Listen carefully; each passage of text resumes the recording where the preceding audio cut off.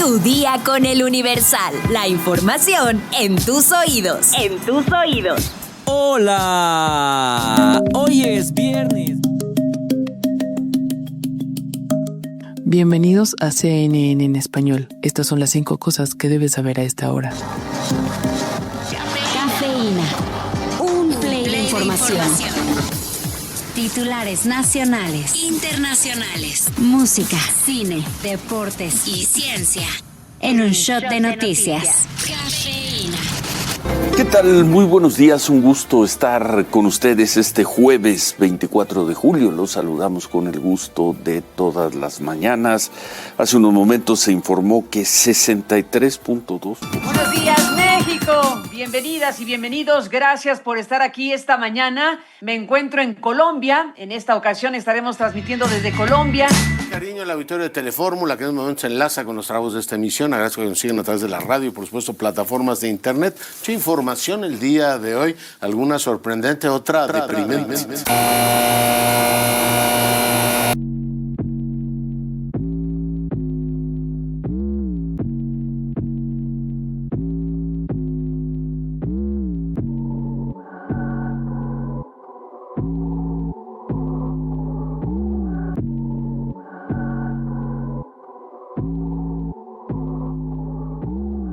Durante miles de años, el ser humano nunca sufrió de hiperestimulación sensorial. Su rutina cotidiana simplemente lo ponía ahí, en un mundo en donde había tiempo suficiente para dedicarlo a apreciar cosas simples. Durante miles de años, el consumo de información y datos del entorno permitió una interacción más o menos sana con la realidad, sin generar ansiedad ni ataques de pánico. Para no ir muy lejos, apenas hace unos 25 o 30 años se veía un noticiario, o se leía un periódico, o se escuchaba algún programa en la radio por las mañanas, antes de ir a trabajar, a estudiar o cualquiera que fuese la rutina diaria. Por las noches, de nuevo, reunión familiar aderezada con programas de televisión o algún juego de mesa o un poco de radio. Apenas hace 30, 40, 50 años, los tiempos libres se dedicaban al juego, a la lectura, a los paseos, a la contemplación, a la interacción humana presencial con fines meramente lúdicos, recreativos, sociales o de relajación. Recuerdo mis rutinas de vida por lo menos hasta los 18 o 20 años. Despertar con la radio, desayuno en familia, charlas, actividades escolares, comida, a veces con toda la familia, a veces solo con los abuelos, algunas pocas veces solo o con amigos de la familia. Descanso, actividades vespertinas, tal vez algún curso extra, juegos con los amigos de la cuadra, clases de karate, un par de horas de televisión, hacer la tarea. Luego, cena en familia, tal vez un rato de televisión. Recuerdo muchísimo la serie llamada La Hora Marcada, que me encantaba. También me acuerdo del Conde Pátula, de Dragon Ball, de los Expedientes X, Malcolm, Weird Science, La Caravana con Víctor Trujillo y Ausencio Cruz, Bisbirige. Después de eso, tal vez un rato de radio, Radioactivo 98.5, Rock 101, algunos programas como Friends Connection, Calimán, Tres Patines, El Ojo de Vidrio, Rafles, algunas de mis favoritas. Los sábados se dedicaban a tareas domésticas, algunos pendientes escolares, actividades lúdicas como ir al parque, al cine, algún picnic en Chapultepec, visitar a familiares. Y los domingos se los dedicábamos a veces a alguna salida un poco más lejos, generalmente zonas naturales o pueblitos cercanos. La rutina de los mayores tampoco estaba tan hiperestimulada. Noticias, ya fuera en radio o televisión, como fondo mientras se preparaban para el trabajo. Tal vez hojear algún periódico o alguna revista antes de comenzar labores, y un rato de televisión o radio en las noches. Y el obligado periódico de los domingos. Durante cientos de generaciones, individuos y grupos sociales trabajaron y prosperaron, inventaron y descubrieron, avanzaron tecnológicamente y evolucionaron social y culturalmente sin la preocupación agobiante de no conseguir la sobredosis diaria de dopamina, serotonina y demás hormonas de la felicidad.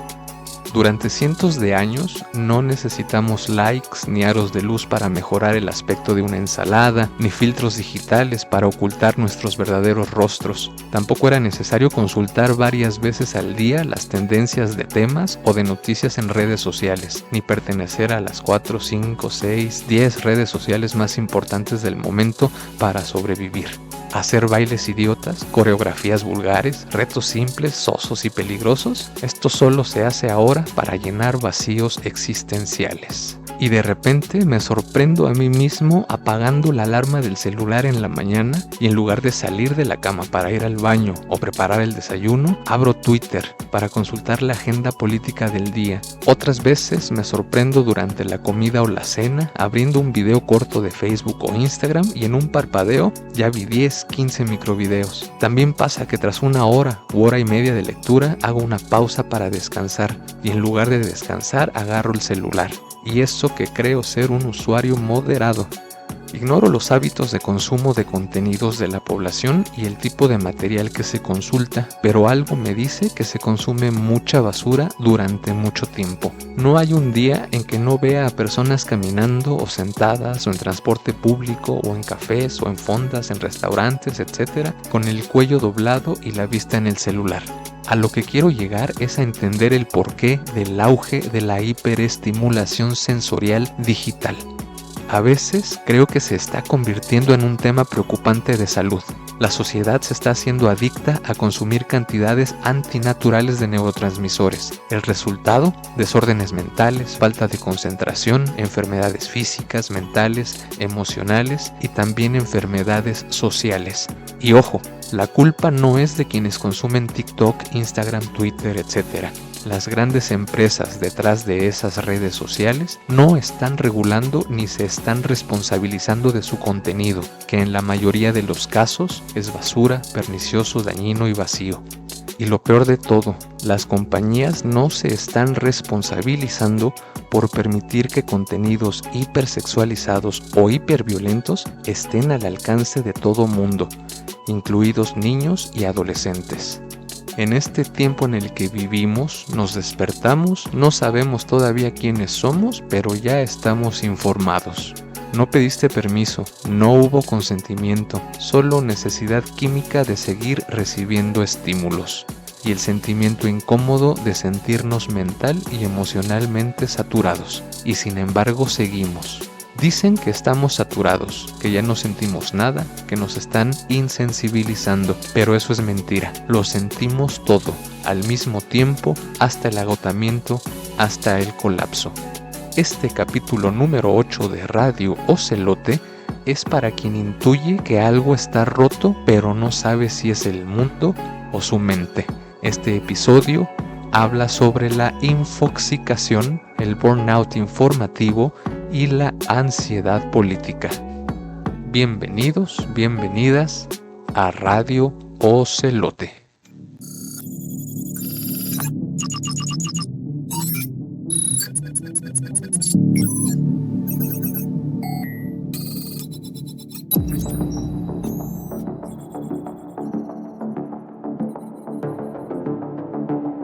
Creemos que vivimos en un régimen político o económico, pero la realidad es que vivimos en un régimen de saturación, uno en donde la información es la materia prima para inundar las mentes, cansarlas y confundirlas. Un sistema donde la sobrecarga de datos y el exceso de opciones de consulta ha convertido a la mente en un espacio colonizado, fragmentado e interrumpido, incluso hasta en un campo de batalla. A esto se le puede llamar infoxicación, un término frío para un malestar caliente y en ebullición. La mezcla entre información e intoxicación lo dice todo. Estamos expuestos a demasiados datos, noticias, mensajes, imágenes, alertas, audios, memes, videos, hashtags, tendencias, todo conviviendo en el mismo instante, reclamando atención y pretendiendo ser urgente. El cerebro humano no está diseñado para eso y no puede distinguir entre lo trivial y lo vital cuando todo suena igual de escandaloso. Tampoco puede decidir qué es verdad si cada segundo aparece una nueva versión de la realidad. En este entorno, la atención se desgasta y el desgaste puede llegar al punto del colapso. Y cuando la atención cede a la sobrecarga, la capacidad de pensar con claridad, de actuar con convicción y de sentir con profundidad también cae. A eso se le llama burnout informativo, un estado de agotamiento mental causado por la exposición constante a noticias, discusiones y contenidos que sobreestimulan al sistema nervioso. Este ritmo hiperacelerado en la vida no es un capricho moderno, sino una epidemia silenciosa. Personas que antes sentían un compromiso profundo con lo público, hoy confiesan que ya no pueden más. Se sienten culpables por no seguir la última crisis, por no comentar el último escándalo o por no poder opinar sobre cada tragedia. Otros, en cambio, se han vuelto adictos a la indignación, incapaces de pasar un solo día sin participar en un linchamiento virtual o en una discusión acalorada y vacía. La mente, el espacio más íntimo de cada ser humano, se ha transformado en un campo de guerra entre estímulos artificiales. Y lo más grave, ya no conciben su identidad sin esa constante exposición y sin ese flujo eterno de dopamina informativa. Todo parece conducir a la misma conclusión. Ya no se trata de estar informados, sino de no sentirse excluidos, de no desaparecer. Pero a ese precio, ¿qué queda de nosotros?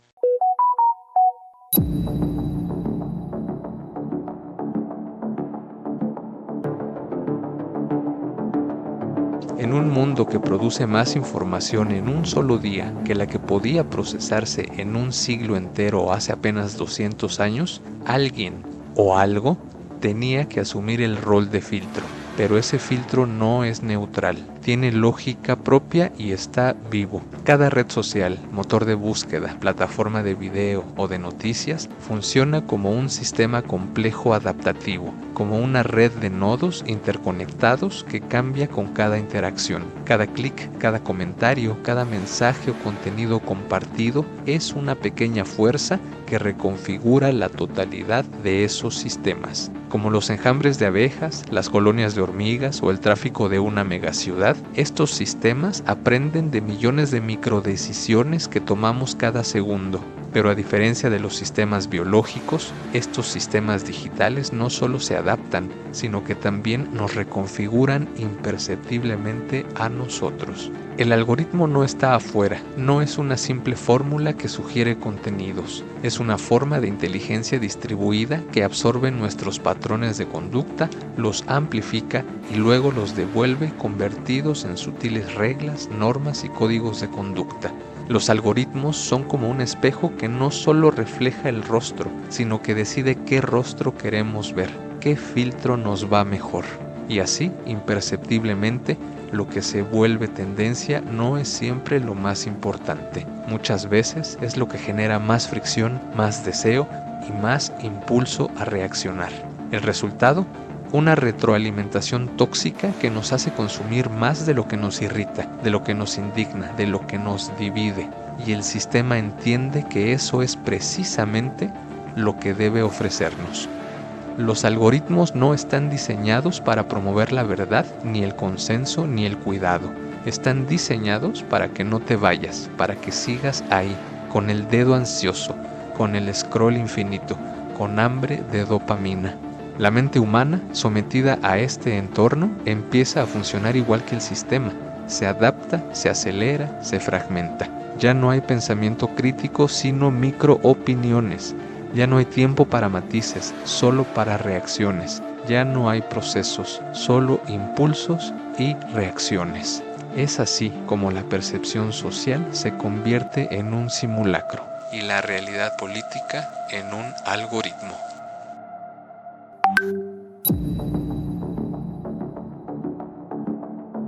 La mente humana no está hecha solo para recibir, entender o aceptar la realidad, sino también para crearla. Y este prodigio humano, esta magia de crear realidades, la hacemos a veces con hechos, pero a veces también con miedo, con rumores, con mentiras y con ficciones tan bien contadas que terminan funcionando como verdad. Ya he hablado de este concepto en episodios pasados. Me refiero al fenómeno conocido como hiperstición, una mezcla entre superstición y retroalimentación cultural. La hiperstición es básicamente una narrativa falsa que, al ser creída por suficientes personas, termina convirtiéndose en realidad. Es una especie de profecía que no se cumple porque era cierta, sino porque fue planificada cuidadosamente, compartida, repetida y compartida otra vez, hasta que el escenario creado se transforma en narrativa aceptada y moldea el comportamiento colectivo. Reconfigura lo posible y termina por convertirse en realidad, en parte del cotidiano, en parte del mundo. Primeramente, desde que hizo el retiro de las esculturas, inmediatamente el gobierno de la ciudad dijimos que no estaba cumpliendo con las normas establecidas, que es simplemente pedir autorización al Comité de Monumentos, que depende de la Secretaría de Ordenamiento Territorial. No se hizo así. Tras el anuncio del gobierno de Estados Unidos de imponer aranceles del 17% al tomate mexicano, la presidenta Claudia Sheinbaum expresó que se encuentra bajo consideración la imposición de medidas similares. De acuerdo con el Grupo Consultor de Mercados Agrícolas, estas medidas traerán repercusiones importantes. Defender los derechos de las mujeres siempre ha tenido un costo y no tengo problema en pagarlo. He enfrentado violencia política en mi contra, la revictimización por personas desinformadas o con un interés político. Mi reacción, pues, no es que yo quise decir negro, o sea, pude haber dicho, no sé, güero, ¿sabes? México ya tronó, y si no hacemos algo, nos lo van a terminar de quitar. En cuestión de horas, miles de personas me escribieron diciendo, yo quiero hacer algo, ¿qué podemos hacer? No me voy a quedar callada, yo estoy lista, vamos hacia la calle, ¿qué hacemos? ¿Qué sigue? Y eso, créanme, que me sacudió. Me llena de esperanza, de fuerza, y se los digo de frente, no les voy a fallar. Esa es una mentira. La sentencia dice que puede ser una disculpa en ese lapso de tiempo, no 30 veces. Lo que ha posicionado esta abogada es que sea una vez cada día con el propósito de estar reviviendo el día todos los temas. Pero en la sentencia, en ninguna parte dice que sea 30 veces. Dice la sentencia, para esto deberá publicar por 30 días a partir de que la resolución quede firme en su perfil el siguiente mensaje. Y viene el mensaje. Nunca dice 30 veces. Yo quiero pedir una disculpa pública a nombre de mi hijo. Se dejó llevar por la preocupación de ver a su madre tan mal, el sentirse grande y fuerte y querer protegerla, que esto no justifica los hechos y su mal comportamiento. Podemos afirmar que en este trimestre se consolida la tendencia de disminuir el número de delitos de alto impacto en general.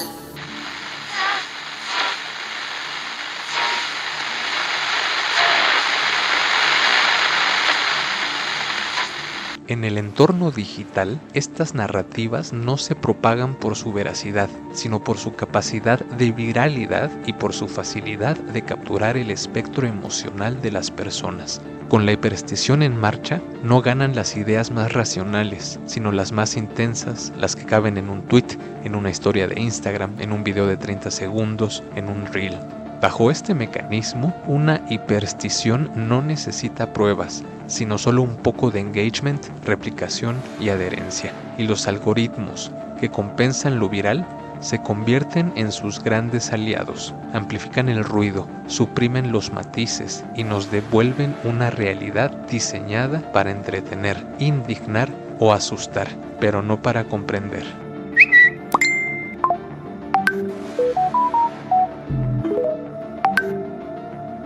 Las democracias y los sistemas sociales no se están desmoronando por falta de información, se están erosionando por un exceso de ficciones eficaces, ficciones que nos convencen de que todo está perdido, que todos mienten, que nada sirve, que votar no cambia nada, que abstenerse o anular el voto tampoco sirve de mucho, que hay que desconfiar de todo el mundo, que la única verdad es la que reafirma mi burbuja emocional.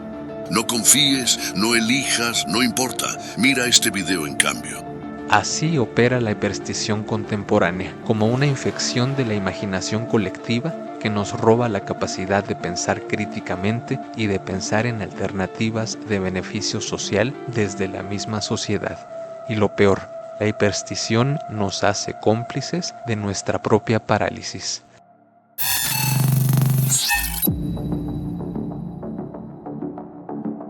Pero no solo es la mente la que participa en el juego.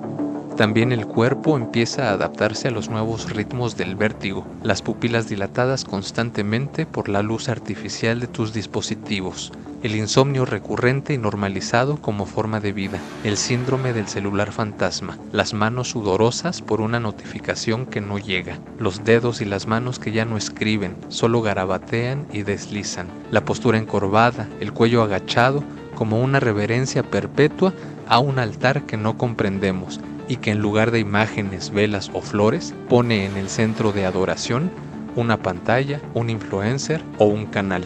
Nadie programó este cambio de conductas, pero todo está funcionando exactamente como debería funcionar, para que nada se detenga. Los algoritmos no necesitan convencernos de nada, solo necesitan mantenernos ahí, anclados, conectados, enganchados, comprometidos con el flujo de datos. Y lo logran con microdosis diarias de indignación, ternura, morbo, ira, odio, ansiedad, falsa pertenencia y miedo, mucho miedo. En algún punto nos convencimos de que estar informados era sinónimo de estar en guerra, en una guerra no convencional y de baja intensidad, contra una supuesta ignorancia, contra los otros, contra nosotros mismos. Y así, la mente se convierte en un campo de batalla y el cuerpo en un territorio en disputa. Y la realidad, cada vez más distorsionada, más maleable, más rentable, se va volviendo más confusa. Y las mentiras se repiten cada vez con más estilo y con más maquillaje. No para que las creas, sino para que no sepas ya qué creer. Y tal vez la pregunta no sea cómo escapar, ni siquiera cómo resistir, sino esta otra. ¿De quién es la voz que habita en tu cabeza cuando no estás pensando? Todo esto no es casual ni inofensivo y sobre todo no es gratis. Cada segundo que pasas deslizando, alguien más está diseñando el mundo que vas a habitar y no lo estás decidiendo ni cuestionando. Y lo más grave, ya ni siquiera lo notas. Muchas gracias por escuchar un capítulo más, en este caso el capítulo número 8 de Radio Ocelote. Antes de despedirme les pido de favor que activen la campanita en YouTube para recibir notificaciones, que le den like, que compartan el capítulo, que se den una vuelta por el canal, que vayan a Spotify, que le pongan estrellitas y pues muchas gracias por escucharme. Muy buena tarde, muy buenos días, muy buenas noches. Adiós.